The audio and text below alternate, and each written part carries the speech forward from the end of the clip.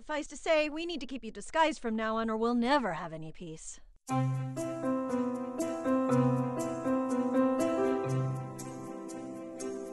Hey guys, Jon here from Pencilish Animation Studios. I'm a 2D hand-drawn animator here, and I'm going to do a two-part video series talking about two different methods of animation. And this first one is going to be called pose-to-pose animation. So this shot that I'm going over is scene 22 from Bjorn episode 3, and the scene only has Becca in it, so we're only focusing on Becca here. Voiced by Susan Egan. You may remember her from Meg in Hercules, the Disney hand-drawn movie from the 90s. So we're working with her wonderful voice talent. So I'm going to play the scene here for you in its final version, and you guys can see what I did here, and then I'll go into it and explain what I did. So here you go. To say, we need to keep you disguised from now on or we'll never have any peace. Alright, so what is pose-to-pose animation? Pose-to-pose is when you draw select poses that are your main inflections for the scene and for the acting. So you're starting with one pose, and then there's all this space in between my next pose. So in pose-to-pose, you have two main poses that you start with, or however many you want to start with. The difference between this and straight ahead, we would have the same pose, and instead of getting to 3 the same way with pose-to-pose, I would go directly into starting the next drawing here, and then with 3, I would do after that. So instead of going from 1 to 3 to 2, I would go 1, 2, 3. And there's pros and cons to using both of these methods. With pose-to-pose, things could look a little bit stiffer and a little less lively, a little bit less spontaneous sometimes, but things will be consistent. So, like Becca's drawings will seem rather consistent in shape and size, minus, her jaw coming down for things like that. But all of her sizes are consistent.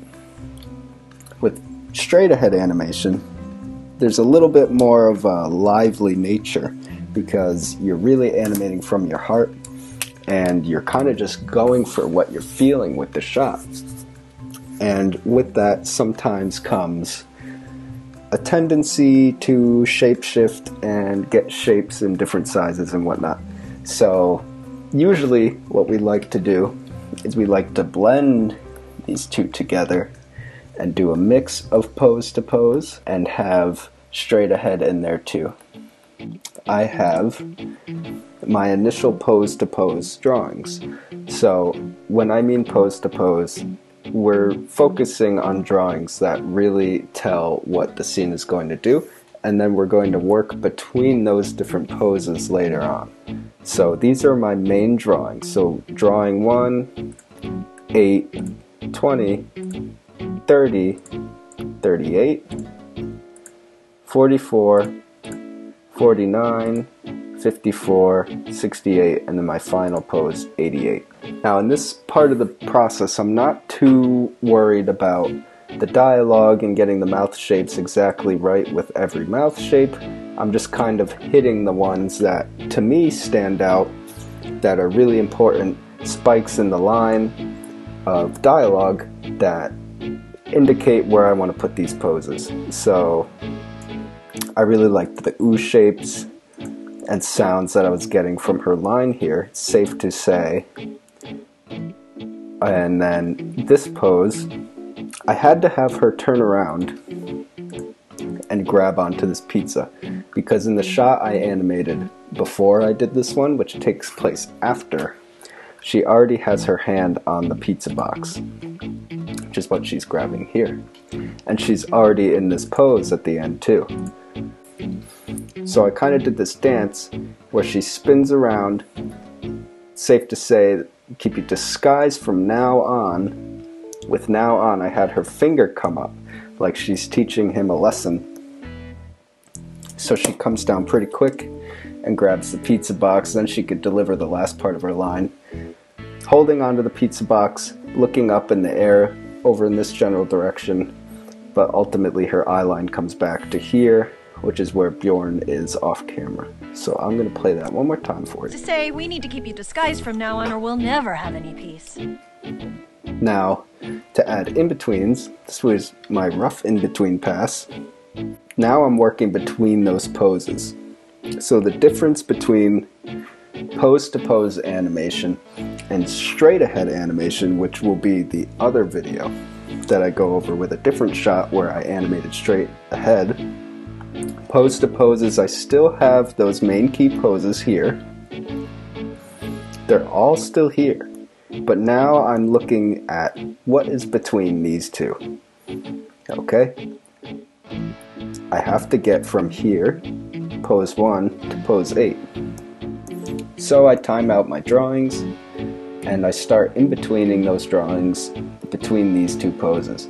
Now I'm looking from 8 to 20, and I start in-betweening there. Becca's not flying in on a jetpack or a rocket. She's just walking in briskly after closing the door on Tambo. So she's just kind of walking in.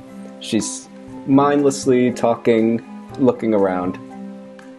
But she's also got a few things on her mind. She wants to grab this pizza box here, and she also wants to talk to Bjorn over here. So let's look at the final version again. Let's watch it play out, and you can see what I mean. To say, we need to keep you disguised from now on or we'll never have any peace. So, in this video, we went over pose to pose. In my next video with Patty, we'll go over straight ahead animation, and I'll talk about how this all works together in that video. Thank you guys so much for sticking around and learning animation with me, and I hope you enjoyed it, and I hope you enjoyed Bjorn episode 3. If you haven't seen it yet, please check it out, and check out Bjorn episode 1 and 2 as well. Please subscribe to Pencilish and smash that like button, baby! Alright, peace!